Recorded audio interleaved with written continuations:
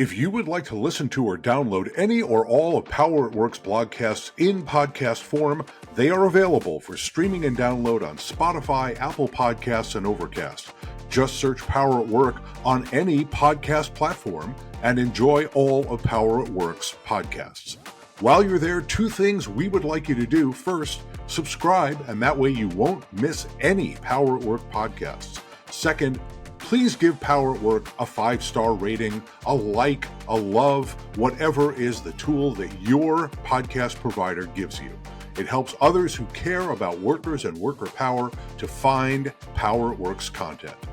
They will be grateful, and so will we. Hello, powerful people, and welcome to the Power Half Hour live on LinkedIn and published for posterity on poweratwork.us. My name is Seth Harris. I'm with the Burns Center for Social Change. The Power Half Hour brings you more voices, more news, and more worker power insights in just 30 minutes. I've got an expert panel of 3 guests who I'll introduce you to in just a minute. That those of us who are joining, those of you who are joining us on video can see them arrayed in front of you. You can even read their names if you're on LinkedIn right now. I'll introduce them in just a second. The panelists are going to talk about the big stories and biggest developments affecting worker power, workers, and unions over the last couple of weeks. And we'll talk about important worker power developments that we think are coming down the pike, that are going to be coming in the near-term future. And then at the very end, we will offer our guests a despicably puny little thank you gift, which is shameless plugs and shout-outs. It's everybody's favorite part of the show. Our guests will be invited to promote anyone or anything that they would like, and self-promotion is enthusiastically encouraged. And then, audience, if you are hungry for more, please stay with us for Power Half Hour overtime. We'll go past that half-hour barrier and take your questions and comments. If you are part of our live audience on LinkedIn, you can go ahead and type your questions in the comment box on LinkedIn, and our producer Ayush will go over and grab them and bring them over and add them to the chat, and I will include them in our discussion. We also invite you to send your questions to us by email. I'll tell you how to do that later on in the show. We got some questions from our Power at Work community that we're going to ask our panelists during overtime. That's 28 minutes away, though. We've got a lot of ground to cover between now and then. One more thing before I introduce our guests, who are being amazingly patient. There's nobody drumming their fingers. You can't hear them banging their heads against the microphone. They're being very, very, very patient. But audience, please stay up to date with the Power Half Hour and Power at Work. Follow the Power at Work page on LinkedIn. Also, you can go to poweratwork.us and subscribe to Power at Work. We'll keep you up to date on everything that we are doing. All right, enough promotion. Now let's meet our panel. From the home of the basketball team that was unceremoniously swept out of the playoffs by my New York Knicks, Philadelphia, Pennsylvania, she's a labor reporter for In These Times magazine and a world-renowned author of children's books and adult books. It's our friend Kim Kelly. Great to have you back, Kim. Hi, Seth. And from the region that is soon to be the home to the world champion New York Knicks. She's the executive director of the Worker Institute at Cornell University's School of Industrial Labor Relations. It's our friend and partner, Dr. Patricia Campos-Medina. Hi, Patricia. How are you today? I'm very good. Very excited to be part of this discussion again. Well, thank you for being here. And from right here in the nation's capital, where I predict the New York Knicks will not go to the White House after they win the NBA championship, he's a longtime senior fellow at the Center for American Progress. It's David Madland. Welcome back, David. Hey, Seth. Thanks for having me. Did you all see a theme in my introductions? I'm not obsessed with basketball this time of year. I want you to just know that. Okay, topic number. We also talk about soccer and the FIFA Cup to bring you to that. I don't want to talk about FIFA. It's after they gave a prize to President Trump. I'm out of the World Cup. I'm not really interested anymore. Okay, topic number 1, panel, and we're going to start with you on this, Kim.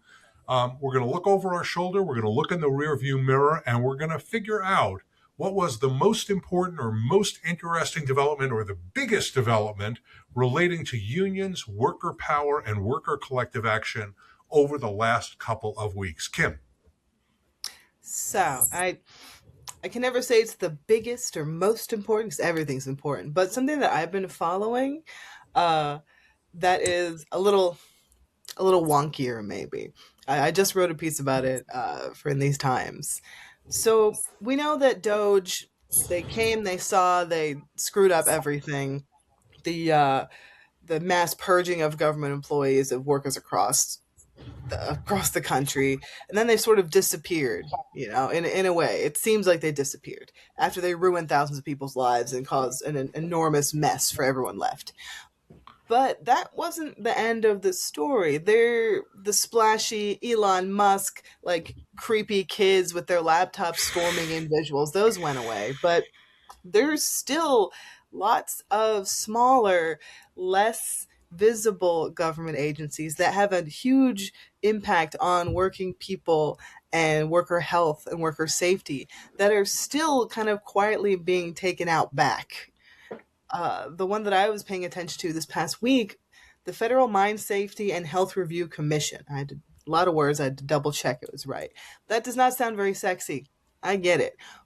But it has an outsized impact on workers in the mining industry, workers that theoretically this administration cares so much about.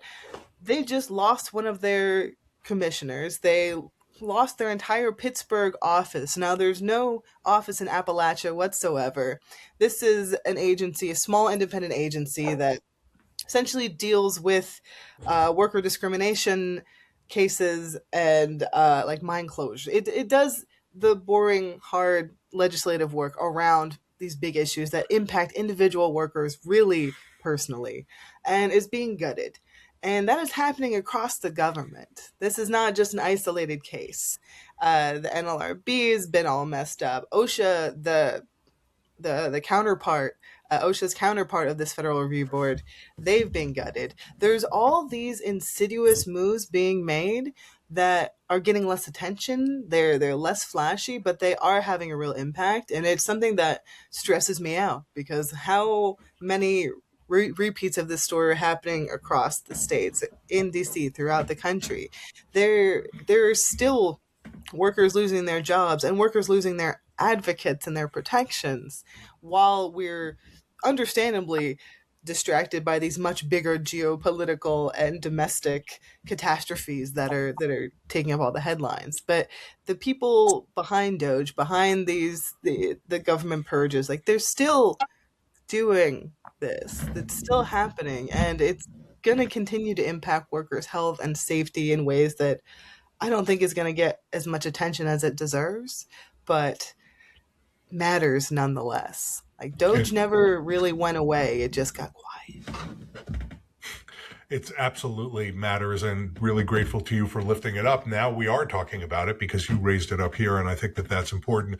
The MSHRC is what people, the cognoscenti in the Labor Department, call that organization that you were just talking about. And basically, what do? They adjudicate cases where MSHA has found that an employer has put workers' safety and health at risk. And if those cases don't get adjudicated, which is not happening now, apparently, or a lot of them aren't being adjudicated, is workers never get justice. They never get the safety and health protections that they need. And of course, employers see that and they say, oh, I'm not going to comply with the law because they can't touch me because MSHRC isn't operating. So I'm really glad that you lifted that up. It's a story that's not being told. Go ahead. Hey, there's 3 people left, right? You need 3 for a quorum. And at the end of August, 2 of them, they're done. Their terms are up. They're the last 2 Democrats. Then there's just going to be 1 Republican left. That's not a court. Like you said, all these cases, all these workers, that's all just going to be in limbo until maybe some more people get confirmed by this administration. It's just indicative of the. I try so hard not to swear. I will say flood the zone with crap approach that this administration has taken to everything, but kind of specifically in our world, like towards worker safety and worker health. And I think we're just going to continue to see the repercussions for way longer than any election cycle. So I'm going to harp on it, if nothing else. No, that's a really good one. All right, Patricia, what is your most important story, most interesting development of the last couple of weeks affecting workers, worker power, and unions? So much things happening, but I think one of the most important ones right now is the bankruptcy of Spirit Airlines and what it means for the whole industry to begin with at a time of escalating oil prices and escalating cost of transportation nationally, but also what it means for the airline industry. It used to be humongous news when an airline collapsed. And it is still a humongous news, but nobody's talking about, except in the Cornell of the world, about how it impacts workers. You had the machinists union demanding that, the workers that they represent get consideration in bankruptcy court. And you also had the flight attendants who represent, with Sarah Nelson, who represents that industry. There's about 19,000 workers that are impacted and whose lives are going to be disrupted. And they're asking for basic recognition of their contract protection. So to me, there's talks about Trump wanting to buy the airline, and the way he talks about it, the government wanting to buy the airline, the way he talks about it is they buy it for a bargain now, and when the oil prices go down, he'll make a profit. And to me, for a president to talk about that way, about, at such an important industry and people, it's just the times.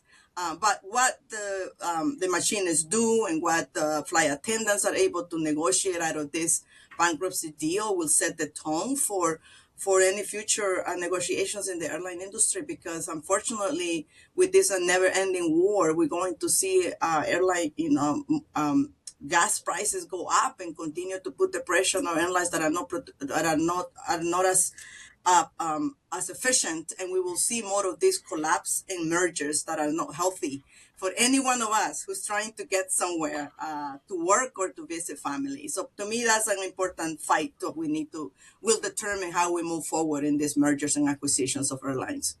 Yeah, I think you're exactly right. And the only people talking about the effect on workers of Spirit Airlines going into bankruptcy and essentially disappearing, it's going to disappear, are you and the leaders of their unions, and obviously the workers themselves. But it's not a part of the mainstream news story. It's not a part of the analysis that people are giving of why it happened and hey, this is an after effect of the Iran war. Yes, it is. But what does it mean for working people? And what does it mean for that industry, particularly when you have a big organizing drive going on at Delta and you have negotiations that are going to go on at all of the regional airlines and the national airlines? So an important story. And the pressure on transportation, the transportation systems in our airports.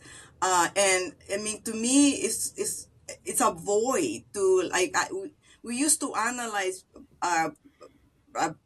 mergers of airlines to the detail as to how many workers, what's the impact in the industry, like how it's going to realign the whole industry, and we don't have those conversations anymore. So I am excited. I am proud of Sarah Nelson for continuing to raise this issue as to what does it mean for the consumer that another airline is going bankrupt, and what does it mean for us as the user at the user end, and for the workers. I think we just need to keep asking those questions as this bankruptcy case continues.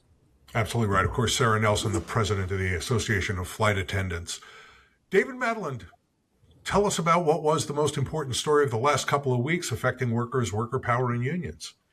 I'm going to talk about overtime and something that happened on overtime, both because sort of I think it illustrates a whole lot of larger problems with our economy and government policy and how it affects workers. So the specific news is that the Trump administration decided to drop its appeal of a district court ruling that overturned and put aside a Biden rule to make millions more workers eligible for overtime.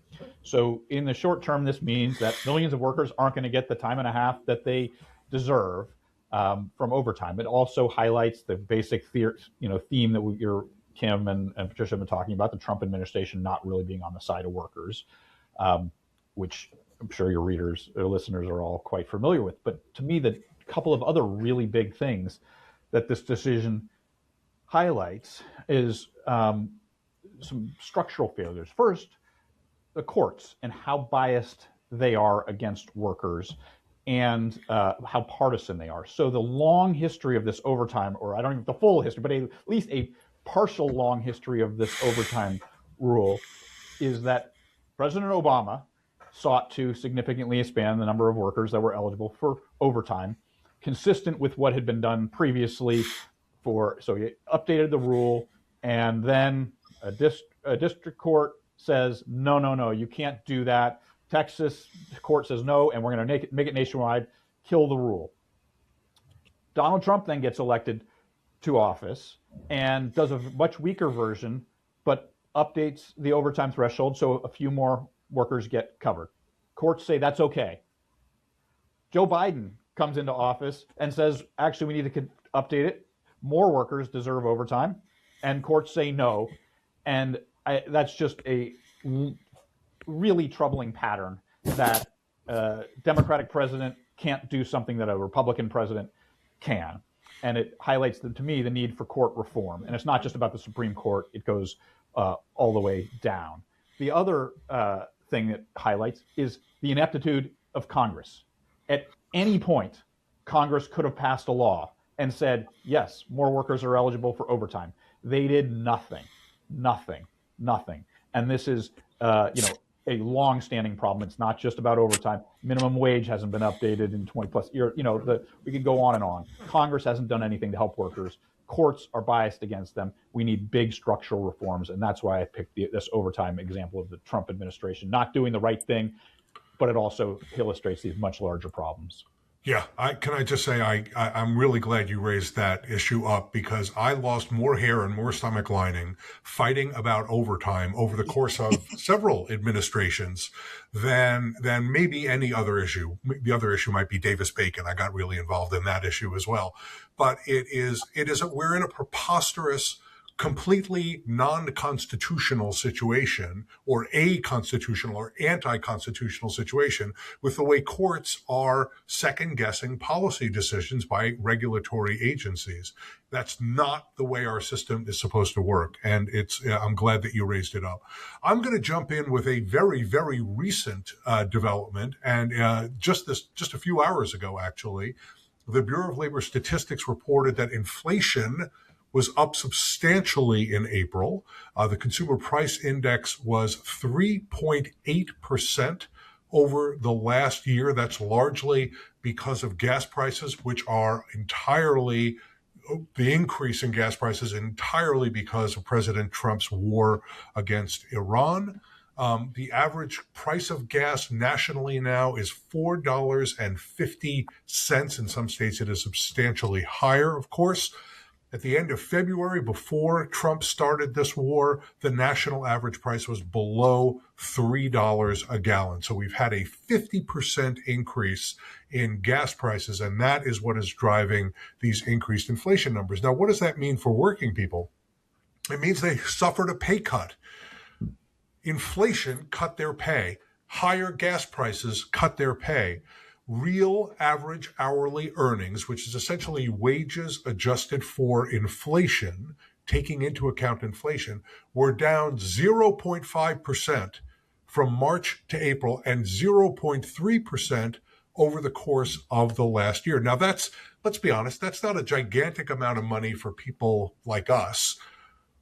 From before the war to now, the pay cut amounts to about $4.37 a week. But that's more than $200 a year. And if you're living paycheck to paycheck, as many working people do in our country, you feel every single hit to your wallet, even if it's only $4.37 or $200 over the course of the year. They are eking it out. And now it is turning out to be much, much harder because President Trump listened to his friend Benjamin Netanyahu and decided to attack Iran. Let me just say, it's also worth noting that average wage growth, putting aside inflation, has slowed down. That means workers have a lot less power. It's a symptom of the fact that workers have a lot less power in the labor market. Job growth has slowed. The number of jobs available to workers has slowed. Workers are quitting jobs in much smaller numbers than they have in the past. That's one of the big ways people get raises in America, is to change jobs to go to a higher paying job. That's happening less frequently in our economy right now. One other symptom of this, credit card debt is at record levels. Now, let me just say, it ain't billionaires carrying credit card debt. It's ordinary working families trying to support their standard of living who are taking, and that credit card debt is except for payday loans, is the most expensive form of debt in our society. And the fact that it is now at almost $1.3 trillion, and we added $44 billion in the last quarter of last year to credit card debt, that is catastrophic for working families, because they are paying through the nose for that money that they are being forced to borrow, because their wages are being cut by inflation and their actual wage growth is slowing down. So I guess I'm topping off the bad news with recent really bad news. All right, let's turn to topic number 2, guests. Get out your crystal balls. We're going to look into the future. We're not looking for 2097. We're looking for the next few weeks, next few months, next few years. But what will be the most important story or development or innovation or event affecting workers, worker power, and unions in the near-term future? Patricia. Oh my goodness. I was thinking about all the graduates coming out into this economy after you talked about wages and the stagnation. So, but I do think that the most important change is actually all the young people that are coming out of college, graduating, that are in college campuses protesting, that are fighting for the right to have a good job after they invested so much money into their education. So I think that for me, the level of activity and protest that we see within No King's Day, what we just saw May 1st, International Workers' Day, I think to me, that is the spirit that will change the dynamics of this economy. And I think we can't take that for granted. Like American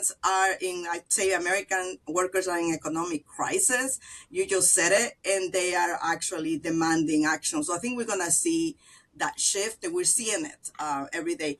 The people who are getting elected, people who are running for Congress now across different states, more progressive, more anti-billionaires, let's unrig the economy for working people. We just saw here in my state in New Jersey, elect a real champion for working families with an agenda to say they are rigging the economy and going after billionaires, Ana Lilia Mejia. That's the exciting thing to me. The level of unapologetic progressives, anti-billionaire candidates that are winning, that will go to Congress and change the dynamics. So I'm excited about that, and I think we just need to keep participating and keep that gives hope to this economy, to where we are. So. Finally, some good news in this blogcast. Okay, yeah. David, tell us what's coming down the pike. What are we going to see in the future that's going to affect workers, worker power, and unions?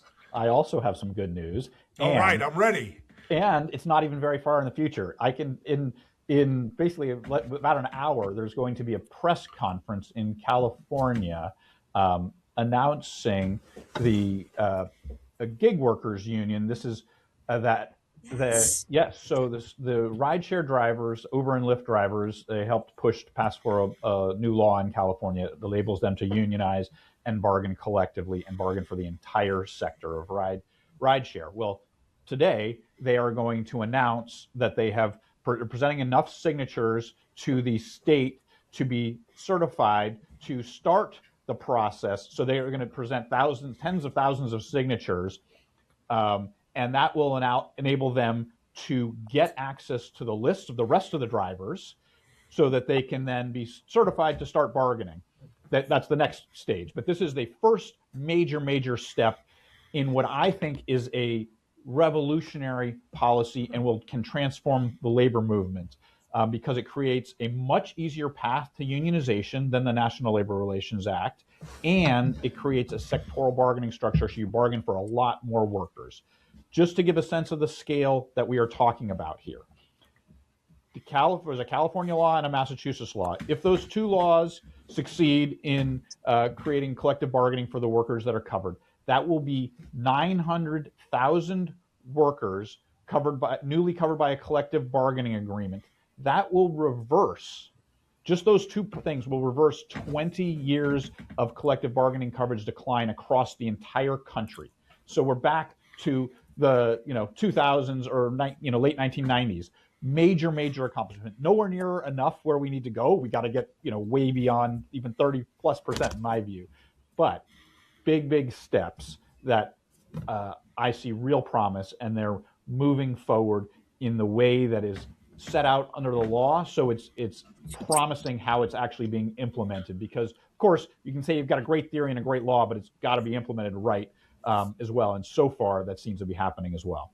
All right, I'm going to quickly put you on the spot. Who gets a collective bargaining agreement first, California or Massachusetts?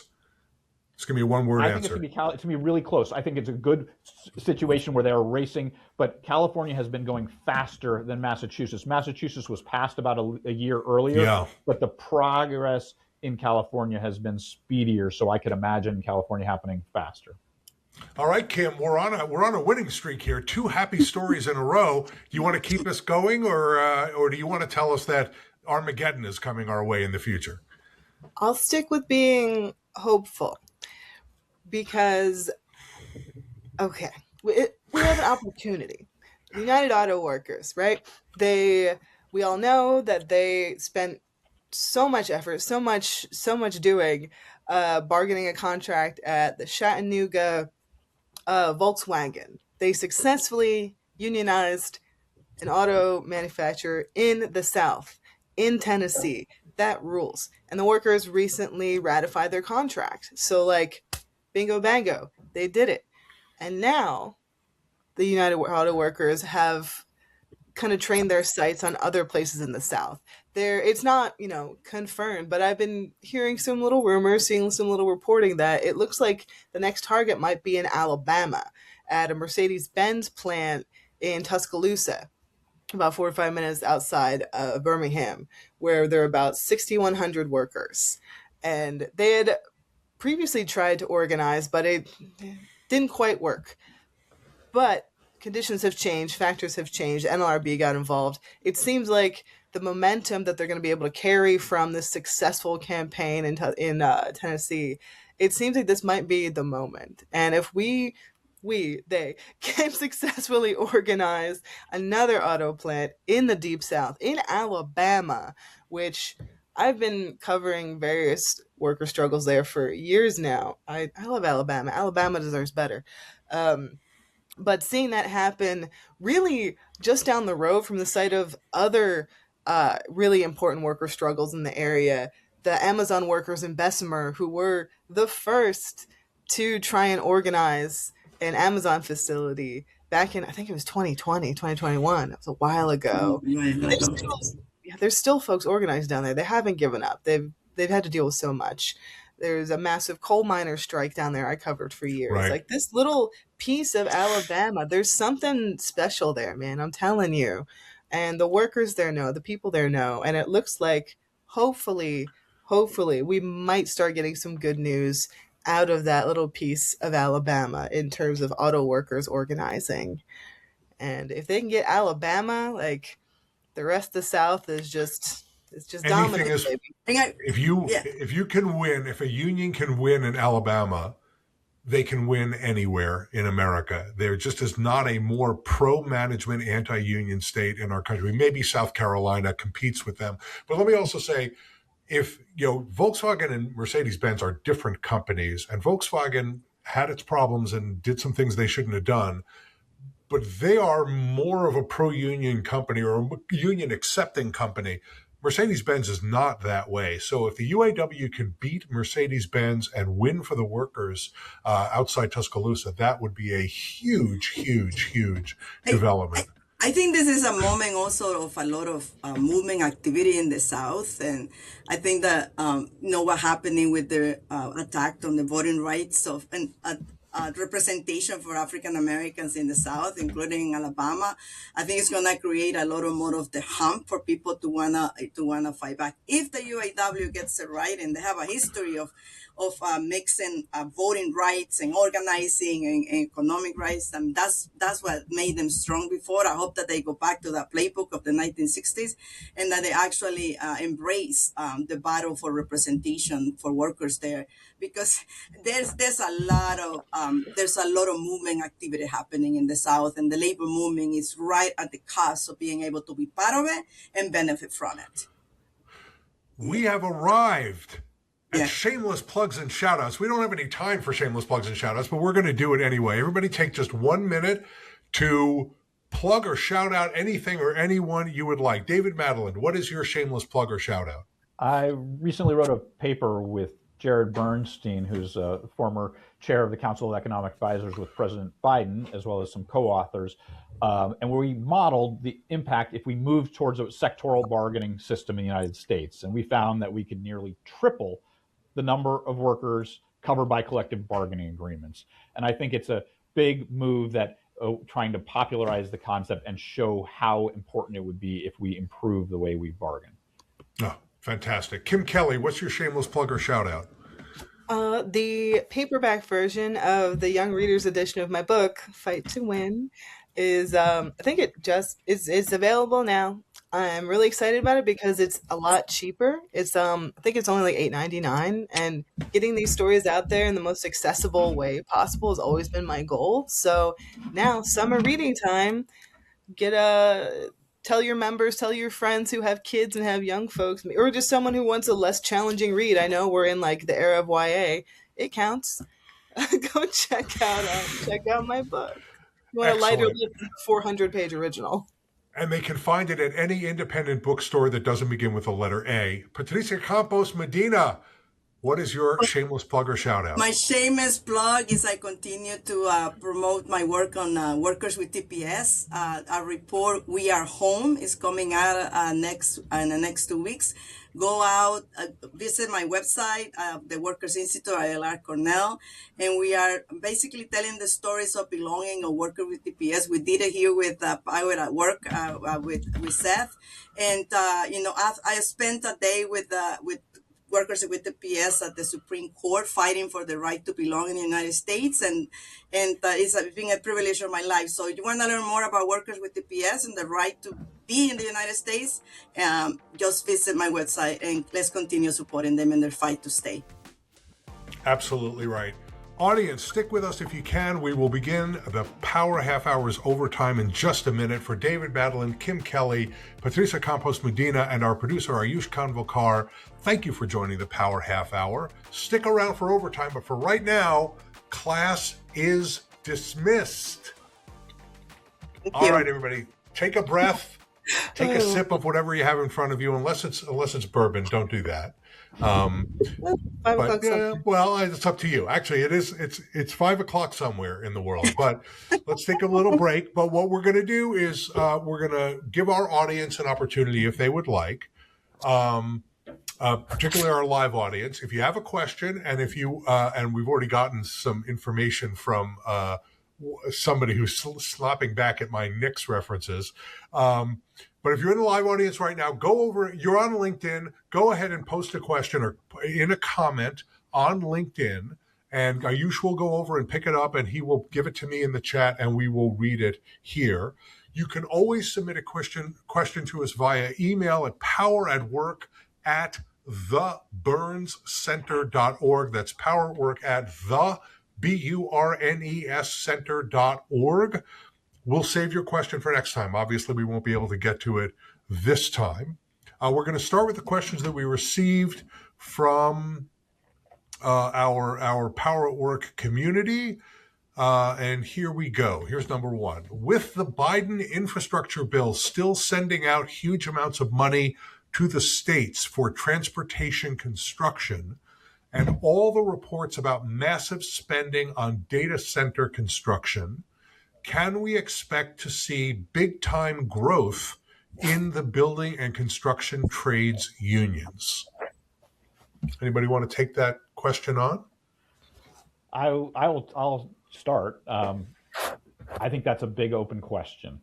The reason we would possibly expect some union growth is the spending of money, creating a bunch of new projects, which creates more work, and the underlying policies had some slightly favorable things towards the construction trades, things like prevailing wage laws, some apprenticeship utilization requirements.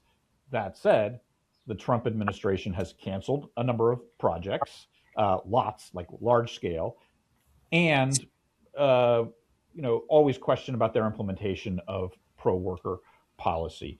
And then the last part, it is still hard to organize workers, periodly, under our law. And so I haven't seen evidence. There's potential, but there's I don't think there's any sense we're a slam dunk.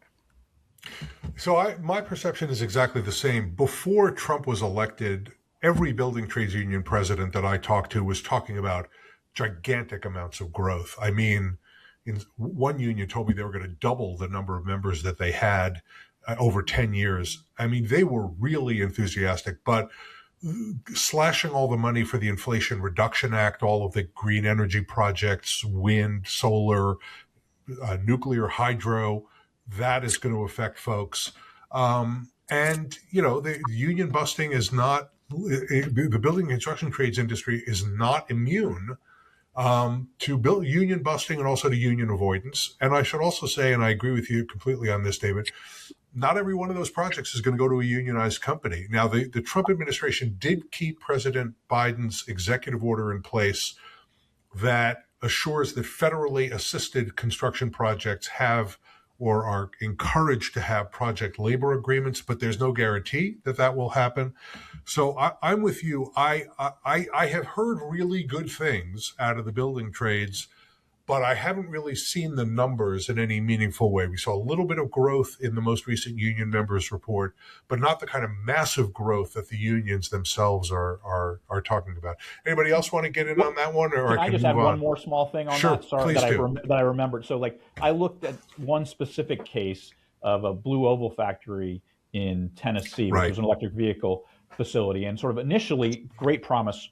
This was a project done under a project labor agreement, unionized construction workers building the project. Their hope was that they got all these new workers into unions, and then they would be able to unionize other facilities around town.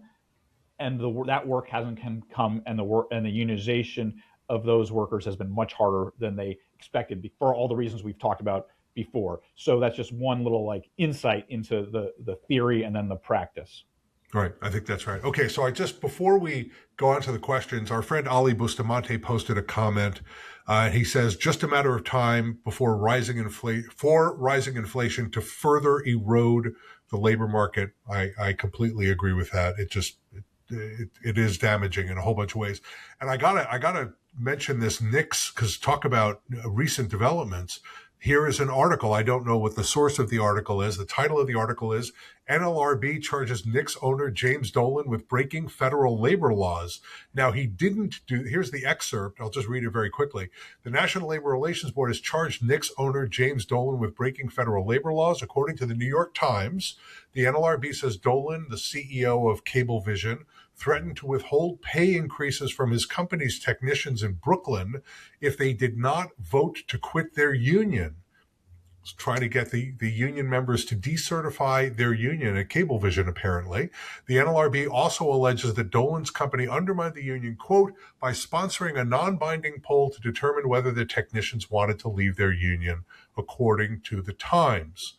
Dolan told the Times that the NLRB accepted the union's claims before reading all of Cablevision's response. Now, let me just say, my love of the Knicks is not a love of James Dolan. In fact, I think almost every Knicks fan would say the same thing. And people hate James Dolan for a whole bunch of reasons, not just that he's a union-busting billionaire. There are a lot of other reasons associated with the team. So since he doesn't play for the team, I'm going to not let this affect my loyalty to the New York Knicks, even though an important piece of information. Okay, second question that we've received. So our audience is alive and picking on me, apparently. Okay, Patricia, this one is for you. How much are Trump's attacks on immigrants hurting union membership and union organizing? We know they are killing the economy, immigrant workers, and native-born workers. This is sort of the paradox of this moment, because the Trump administration is attack on undocumented workers and the increase on the crisis that is creating on the low wage market. What is actually in many ways these workers have been living this crisis for a long time. It's not new. What was Garampab is the deportations.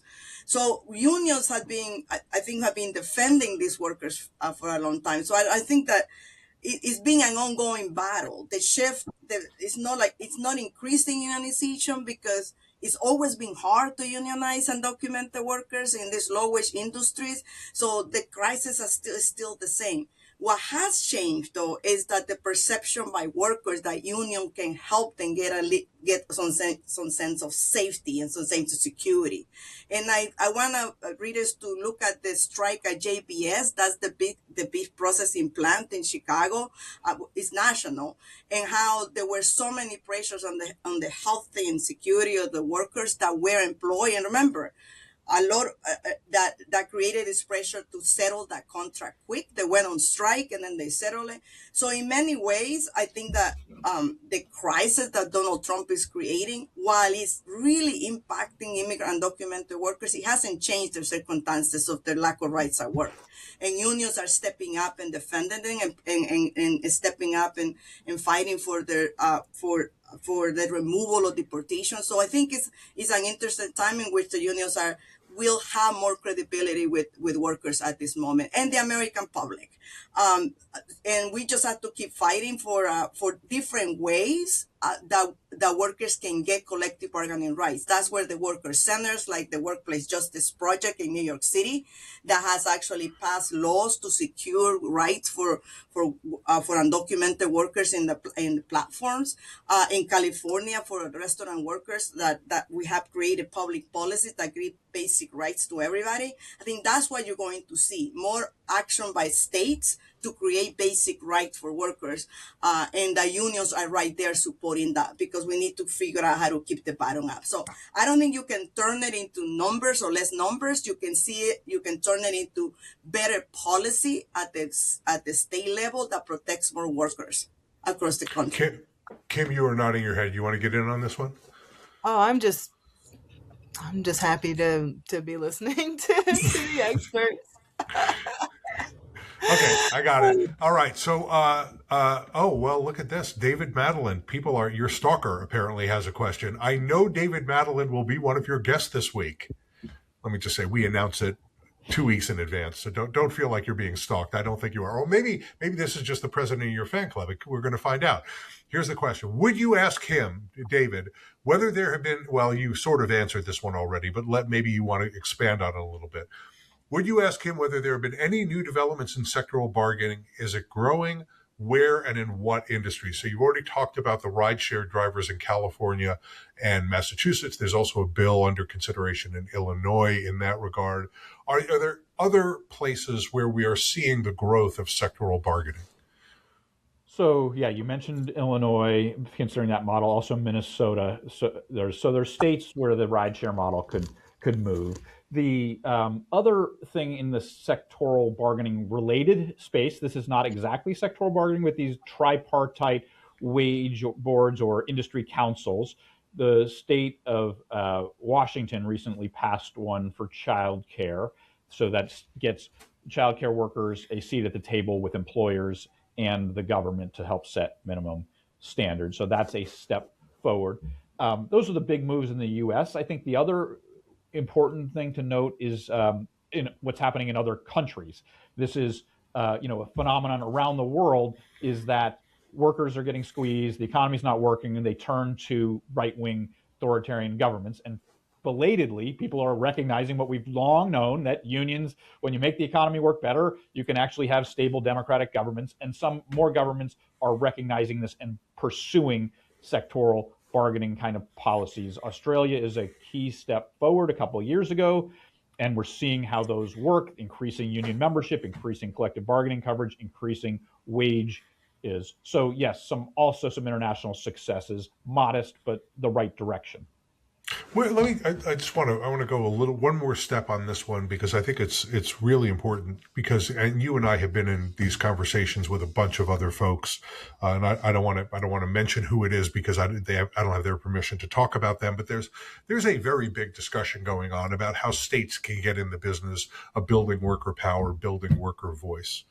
Are there, apart from Illinois and rideshare drivers, is this an active discussion outside of that small coterie of deep blue, navy blue, royal blue states about expanding this model, either the tripartite wage board model or the sectoral bargaining model, to a broader array of workers? Or is it just going to be limited to those very few states? And let me also add, I don't want to let the navy blue, royal blue states off the hook. You don't hear, David didn't mention New York. He didn't mention New Jersey. There have been discussions going on about rideshare drivers in New Jersey for a decade at least. You don't hear, Wisconsin, Michigan, even Oregon is not on that list. There are other blue, super blue states that don't seem to be in this discussion. So is it your sense that there are discussions going on? It just hasn't risen up to the level that we've seen in California, Massachusetts, maybe Illinois, Washington State, and some others? Well, there definitely are discussions in most states, and including the blue ones you mentioned. They've done some things, like several of them have started to pass these so-called trigger laws, where if the National Labor Relations Act falls because the courts or the Trump administration, then they creating some labor law on their own. But you're asking about sort of the Republican and the bipartisan nature. We are not there yet. The best signs I can give you are there's a new organization called the Center for State Labor Innovation that is pursuing bipartisan sectoral solutions. An organization's been created. There are conservative and Republican members who are part of that and have been talking about it. But is there a bill? Have they passed it? No. So, like, modest steps. There are also the sort of folks of the world, the Orrin Casses of the world, in the sort of conservative intellectual movements that are pushing sectoral bargaining kinds of policies. You can question how real commitment is, because they will even highlight people like Kim is giving you the rabbit ears because she's. There's plenty of reason to be skeptical at this moment. Nothing has happened, but there is also the sort of reason I would be hopeful about them, or at least be willing to give them some time to prove it, is there is a history of a number of red and purple states passing prevailing wage laws, which are basically extension of union agreements to other workers on a government contract, which is a kind of sectoral policy. So we have a history of this in the U.S. in sort of conservative states, and the dream is that we have both parties fighting for the working class, and there is a little bit of that going on. Like, it's so tiny. I just complained about Congress in my prior answer about them doing nothing for workers. But to the degree which there becomes a competition for the working class, and both parties actually trying to represent them, that gives me some modest hope that we might get bipartisan support. I also think this is important to elevate over here the actual organizing by workers that is happening on big corporations like Amazon.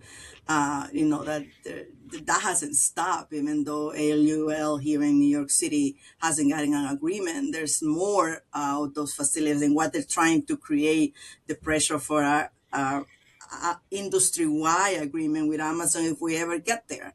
The same thing with Starbucks, right? They're trying to figure out how to force a Starbucks into an actual negotiation with, they had like 200 stores that had organized, which is a blip, but it's a lot, at a time that many people thought that we couldn't organize retail giants like that. So Trader Joe's is another company that is organizing that. There's, beer bottling companies. I think there's a lot of organizing that is happening, trying to figure out how to create these standards across companies that I think will also force some changes. Also, public policy. I think as we create the pressure that we need public policy implementation in whenever we invest in projects of big magnitude, that there is some mandates to create labor peace agreements or PLAs. I think that's another policy. You're seeing more of that like in places like Texas. You hadn't seen that before. So I think there's some hopefulness. There's a lot of activity at that level that will force this idea of market across markets organizing. That's how we need to shift. That NLRB and LNRA is not functioning. It's not working for the economy that we're moving towards. So what else can we create? And that innovation is happening on the ground with workers and in the private sector. Yeah, one of the reasons why I was excited about what David was talking about with respect to the rideshare drivers, and this is an issue I've been involved in for many, many years, is that you can pick up, and David made this point, the labor movement can bring into the fold hundreds of thousands of workers with one fell swoop. Organizing 900,000 workers in 2 states, getting that done plant by plant, subcontractor by subcontractor, facility by facility is unimaginable in the current environment. Even if the UAW were to be wonderfully successful at the Mercedes plant in Alabama, the number you gave, Kim, was 6,100 workers, and that absolutely is the right thing to do. And they need to organize all of those foreign manufacturers who are in the South to protect the industry, to benefit workers who are in Michigan and workers who are in Illinois and workers who are in Iowa, because those foreign manufacturers in the South are driving down wages, driving down standards. So raising the standards is good for everybody in the industry, but it doesn't really do anything for density overall. I mean, the numbers are big sort of in absolute terms, but small in an economy that has 175 million workers in the workforce. So really moving the needle requires figuring out a way to get hundreds of thousands or millions of workers active in the labor movement, connected to the labor movement in some meaningful way. And let me just say, that's easy to say and really hard to do. And we have one potential success that we're going to see in the near future. It's one of the reasons why I think that going after the rideshare industry is a very, very, very important opportunity. Because if you include New York and you include New Jersey and you include Minnesota and you include Illinois and you include some others, I think there's a real opportunity. Okay, I didn't mean to end with a filibuster by me. That is overtime. That is overtime, audience. Thank you very much. Thanks to Kim. Thanks to Patricia. Thanks to David. Thanks to Ayush, our producer. Thanks to all of you for sticking with us. We will see you in 2 weeks, May 26th, noon, live on LinkedIn, published for posterity on poweratwork.us. We'll see you again soon. Thank you, Seth. Thank you for Seth. having us. Are you looking for more labor radio shows and podcasts? Well, look no further. Go to the Labor Radio Podcast Network. The network connects more than 200 radio shows and podcasts. To find more great labor content, go to www.laborradionetwork.org. Power at Work is there. You should be too.